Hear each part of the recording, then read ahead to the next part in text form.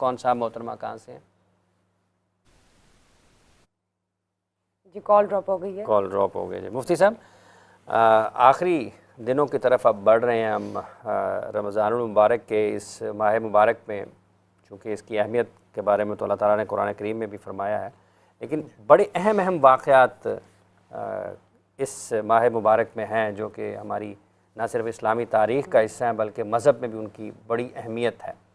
جب ہم اپنے دین کی بات کرتے ہیں تو آج کے دن کے اعتبار سے کیا خاص سبق ہمیں ملتا ہے؟ بسم اللہ الرحمن الرحیم. یقیناً 20 رمضان المبارک یہ فتح مکہ کا دن ہے، اور فتح مکہ وہ فتح مبین ہے کہ جس کے بارے میں قرآن مجید فرقان حمید میں واضح طور پر بتا دیا گیا، انا فتحنا لک فتح مبین. اس کے علاوہ اذا جاء نصر اللہ والفتح.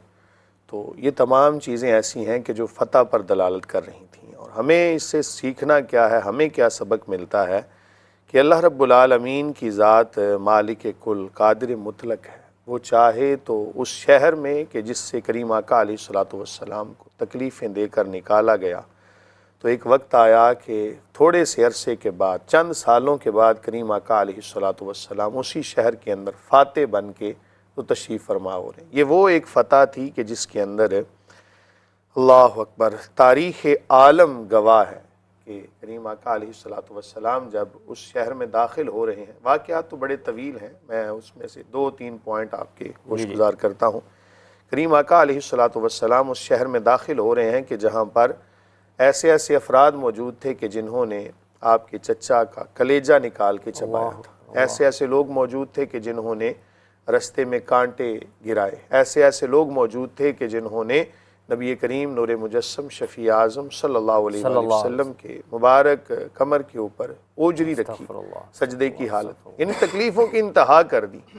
تو وہ فاتح جب مکہ میں داخل ہو رہے ہیں تو تعلیم امت کے لیے سر عاجزی سے جھکایا ہوا ہے اللہ کی بارگاہ میں، اور اعلان جو فرمایا، ہر کسی کے دل میں یہ خدشہ تھا پتہ نہیں آج ہمارے ساتھ کیا ہوگا، آج تو ہمارے ٹکڑے کر دیے جائیں گے.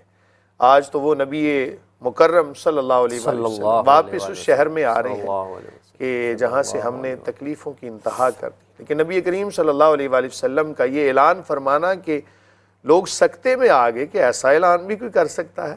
کریم آقا علیہ الصلوۃ والسلام نے فرمایا جاؤ اللہ کی رضا کے لیے میں نے تم سب کو معاف کر دیا. اب یہ معافی کا اعلان سننا تھا کہ لوگ سکتے میں آ گئے کہ یار وہ بندہ کہ جس کو ہم نے اتنی تکلیفیں دی ہیں اور جو سب سے بڑا دشمن تھا. اللہ اکبر. اب آپ یہاں سے پھر کریم آقا علیہ الصلوۃ والسلام 3 اعلانات فرمائے. پہلا یہ فرمایا جس نے اپنا دروازہ بند کر لیا اس کو بھی معافی ہے. جو حضرت سیدنا ابو سفیان رضی اللہ تعالیٰ عنہ ان کے گھر میں جا کے پناہ لے گا اس کو بھی معافی ہے. لیکن ایک بندہ اس کو معاف نہیں کیا. وہ کون تھا؟ ابن حطل، کہ جو خانہ کعبہ کے پردوں کے اندر چھپا ہوا تھا. تو کریم آقا علیہ الصلوۃ، اس سے پتہ یہ چلتا ہے کہ نبی کریم صلی اللہ علیہ وسلم کی گستاخی، ایک ہوتا ہے کہ کسی بندے نے تکلیف دی بعد میں معافی مانگ لی، ایک وہ ہے کہ جس نے گستاخی کی. کریم آقا علیہ الصلوۃ والسلام سے عرض کیا گیا حضور وہ تو خانہ کعبہ کے پردوں کے پیچھے چھپا ہوا ہے، فرمایا اس کو وہاں سے نکال کر بھی قتل کرنا ہے. یہ ہمیں تعلیم دی جا رہی ہے. اب دیکھیں کہ وہ کہ جس نے کلیجہ نکال کے چبایا ہے آپ کے چچا کا، تو اس کو بھی کریم آقا علیہ الصلوۃ والسلام نے معاف فرما دی. تو فتح مکہ سے ہمیں سبق ملتا ہے کہ کسی حال کے اندر بھی تم ہو اللہ تعالیٰ کی ذات پہ بھروسہ یہ ایسا ہونا چاہیے. فَإِنَّ مَعَ الْعُسْرِ يُسْرًا إِنَّ مَعَ الْعُسْرِ يُسْرًا. ہر تنگی کے ساتھ آسانی ہے. یہاں پہ یہ نہیں فرمایا کہ تنگی گزرے گی تو پھر آسانی آئے گی، فرمایا کہ ہر تنگی کے ساتھ آسانی ہے. جب صلح حدیبیہ والا معاملہ ہوا نا تو اس وقت کئی صحابہ کو یہ تشویش لاحق ہوئی کہ اتنی سخت شرائط کافروں کی طرف سے جو لکھی جا رہی ہیں. تو حضرت عمر ابن خطاب رضی اللہ عنہ نے یہاں تک فرمایا کہ یا رسول اللہ صلی اللہ علیہ کیا ہم حق پر نہیں ہیں؟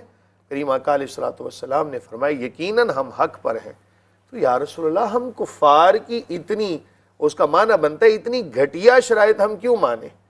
تو رسول اللہ صلی اللہ علیہ وسلم نے یہی ارشاد فرمایا کہ اللہ تعالیٰ کی طرف سے یہ حکم ہے.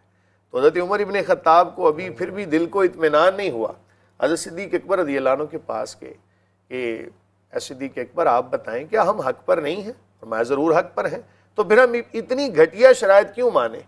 تو حضرت صدیق اکبر فرمانے لگے کہ اے عمر کیا آپ کو نہیں پتا کہ کریم آقا علیہ الصلوۃ والسلام صاحب وحی ہیں اور انہی شرائط کے اندر فتح مکہ کے طور پر واضح دلیل موجود ہے. جب یہ بات سنی تو اطمینان ہوا. پھر وقت بھی آیا کہ مکہ فتح ہوا اور یہ اتنی عظیم مسلمانوں کے لیے ایک بڑی قابل فخر بات ہے کہ وہ شہر اللہ تعالیٰ نے ہمیں دوبارہ سے عطا. کریم آقا علیہ الصلوۃ والسلام مکہ میں داخل ہوئے, چھڑی مبارک پکڑی ہوئی ہے اور ہر بت کے اوپر مار رہے ہیں اور فرمایا جال حق وزہق الباطل ان الباطل کان زہوقا. قل جاء الحق وزہق اور حق آ گیا اور باطل مٹ گیا. بالکل بالکل. اگر ہم بات کریں اس عشرے کے حوالے سے, ایک کالر لے لیں مفتی صاحب. ہاں, حق آ گیا اور باطل مٹ گیا. السلام علیکم جی, کون سا محترمہ کہاں سے ہیں؟ ہلو السلام علیکم, میرا نام عائشہ ہے, میں کراچی سے بات کر رہی ہوں. میرا سوال ہے کہ میری ساس مجھے بہت زیادہ تنگ کرتی ہے اور سونے ہی نہیں دیتی, دن کے وقت بھی تھک جاؤں تو لیٹنے بھی نہیں دیتی. تو مجھے کوئی ایسا وظیفہ بتا دیں کہ میری ساس مجھے تنگ کرنا چھوڑ دے. یہ تو قاری عطا المنان واسی صاحب آپ کے لیے ہے. جی میں وظیفہ بتا دیتا ہوں. اکثر گھروں میں پرابلمز آج کل چل رہی ہیں, بلکہ میں تو اسے اکثر کہا کرتا ہوں, یہ ہمارے ہاں ہندوستان سے یہ رسم آئی ہے کہ اپنی نون دبا کے رکھ دیں. تو یہ نہیں ہونا چاہیے. ساس کو چاہیے اپنی بیٹی سمجھے, آپ کے گھر آئی ہے ظاہر ہے, اس کو اپنی بیٹی ہی سمجھے, اس جیسا ہی سلوک کرے. اگر آپ اچھے اخلاق سے ان کے ساتھ پیش آ رہی ہیں تو بہت اچھا.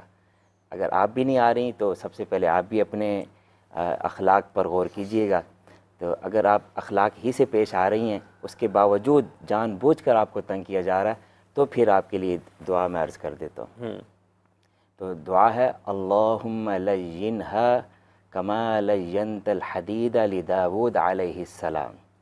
دوبارہ سن لیجیے, اللہم لینھا کما لینت الحدید لداود علیہ السلام.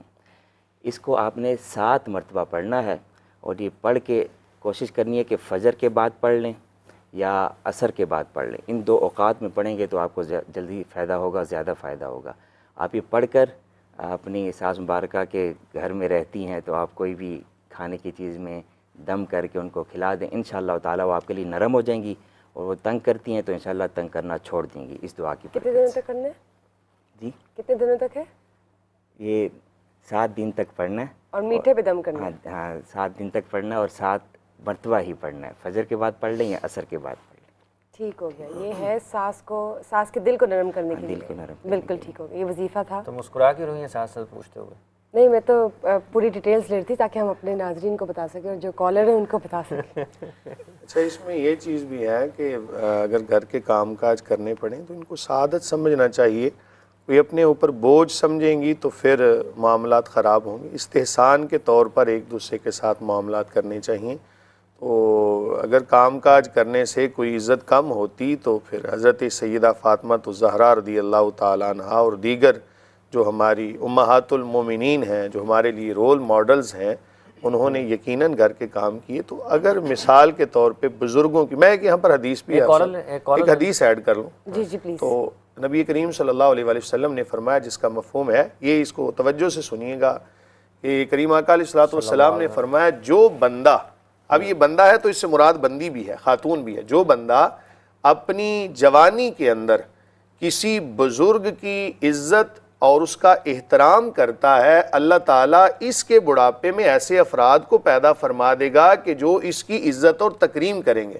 حافظ صاحب حدیث ہم سنتے ہیں پڑھتے ہیں, لیکن اس کے اندر جو ایک باریک سا اشارہ ہے نا, کہ جو بندہ بزرگوں کی عزت کرتا ہے نا, بڑوں کی عزت, بزرگوں کی, تو اللہ تعالیٰ اس کی عمر کو اتنا طویل فرمائے گا, اس کی عمر میں اتنی برکت ہوگی کہ وہ اس عمر میں بھی پہنچے گا, اور ایسے افراد بھی آئیں گے کہ جو اس کی عزت و تکریم. تو عام بزرگ کے حوالے سے یہ ہے, تو اپنا من لا یرحم لا یرحم, جو رحم نہیں کرتا اس پر رحم کیا بھی نہیں. ہاں جی کالر لے لیتے ہیں. السلام علیکم.